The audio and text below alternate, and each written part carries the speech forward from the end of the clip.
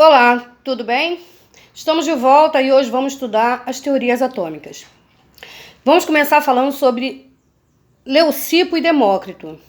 Eles foram dois filósofos gregos que deram a primeira definição a respeito do átomo. Isso lá em 420 anos antes de Cristo. Nessa teoria, eles afirmavam que toda a matéria poderia ser dividida em partes cada vez menores, até não poder mais ser dividida. Daí surgiu o nome átomos. O A é de negação e tomos de dividir.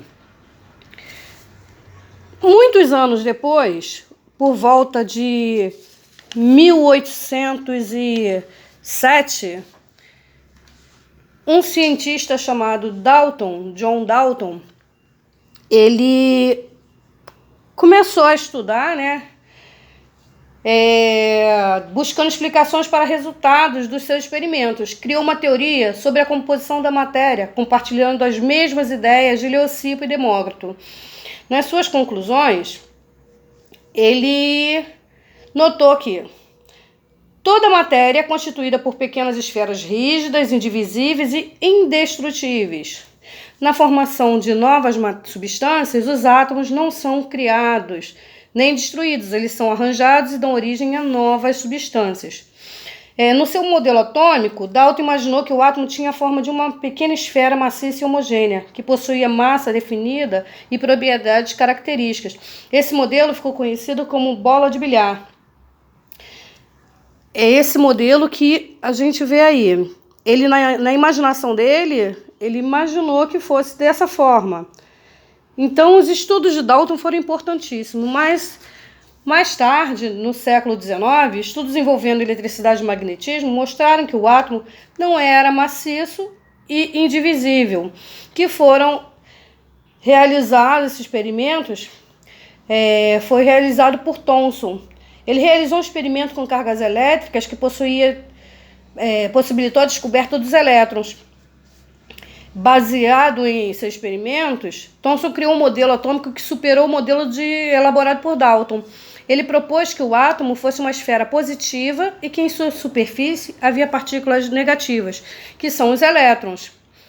Em seus experimentos, Thomson aplicou uma alta voltagem em um gás e de baixa pressão, inerte de baixa pressão.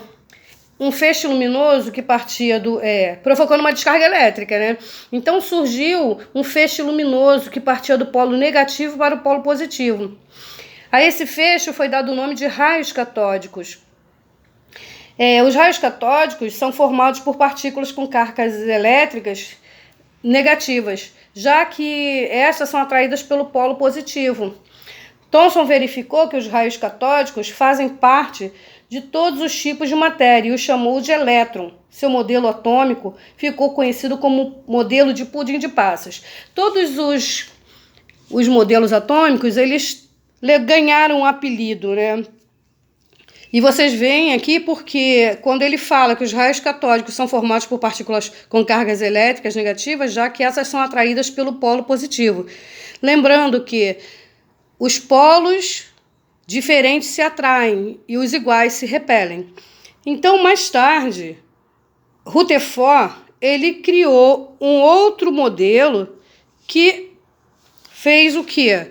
Simplesmente descartou definitivamente a ideia do átomo ser uma esfera rígida. Em seus experimentos, Rutherford bombardeou uma finíssima lâmina de ouro em pequenas partículas portadoras de carga elétrica positiva chamadas de partículas alfas.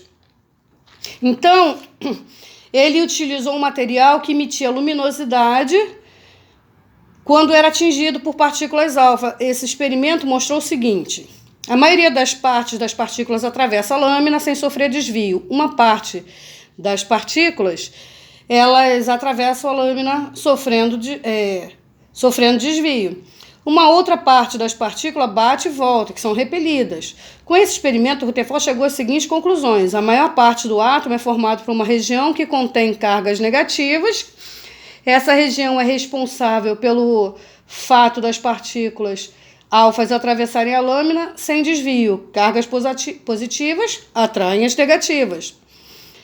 O átomo possui uma região central formada por cargas positivas, que são os prótons, que são responsáveis pelo fato de as partículas alfas serem repelidas. O átomo não é maciço, pelo contrário, o átomo possui espaços vazios. Segundo esse modelo, o átomo seria formado por uma região central, que é um núcleo, pequena e positiva, comparada ao tamanho total do átomo, e uma região externa chamada de eletrosfera, que contém os elétrons. Esses elétrons estariam girando em redor do núcleo de maneira semelhante ao sistema solar, por isso que ele recebeu esse nome, modelo planetário. E é muito importante destacar que nesse modelo não havia sido descoberto ainda os nêutrons. Os nêutrons foram descobertos bem depois. Agora nós vamos falar sobre o modelo atômico de Bohr, que na verdade era a mistura do modelo de Rutherford e do Bohr. Ele juntou os dois. Então, Bohr complementou o modelo de Rutherford. Foi baseado na energia que os elétrons possuíam. Ele propôs que a eletrosfera, que estava dividida em camadas ou níveis de energia, e o modelo elaborado por Bohr é conhecido como modelo Rutherford-Bohr. Esse modelo ele possui uma camada chamada eletrosfera. A camada da eletrosfera é representada pelas letras K, L, M, N, O, P, Q. As camadas de energia estão relacionadas aos períodos da tabela periódica. A camada K, mais interna, possui menor nível de energia, enquanto a camada Q possui maior nível de energia.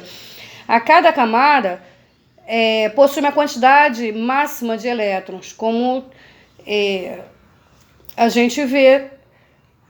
A K é 2, L 8, M 18, N 32, O 32, P 18 e Q 8. Bohr chegou às seguintes conclusões com o seu experimento. O elétron deve descrever um movimento circular em torno do núcleo. O elétron libera energia sob a forma de luz ao saltar de uma camada de maior energia para uma de menor energia. Quanto mais afastado do núcleo, maior será a energia do elétron. Então, o modelo atual, ele é um modelo atômico, parecido com o modelo de Rutherford-Bohr. Ele com algumas mudanças, é claro, como com a descoberta dos nêutrons que não tinha. No modelo atual, o átomo é formado por um núcleo que contém os prótons, nêutrons e a eletrosfera, que contém os elétrons. Os elétrons estão girando em torno do núcleo e estão distribuídos em níveis de energia. Os prótons, nêutrons e os elétrons são chamados de partículas subatômicas. Essa foi nossa aula e estaremos juntos na próxima aula. Não esqueçam de qualquer dúvida nos procurar, tá ok? Beijos!